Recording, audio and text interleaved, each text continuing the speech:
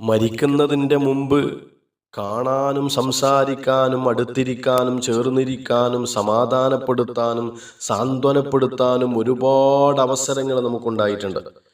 പക്ഷെ ആ അവസരങ്ങളൊന്നും ഉപയോഗപ്പെടുത്താതെ, ഒന്ന് രോഗിയായി കിടക്കുന്ന തൻ്റെ ഉപ്പയുടെ ഉമ്മയുടെ സമീപത്തൊന്ന് ചെന്നിരിക്കാതെ, ഒന്ന് സാന്ത്വനപ്പെടുത്താതെ, ഒന്ന് കാണാൻ വേണ്ടി വരിക പോലും ചെയ്യാതെ, ഒന്ന് സംസാരിക്കാൻ സമയം കൊടുക്കാതെ ജീവിച്ച മനുഷ്യന്മാർ.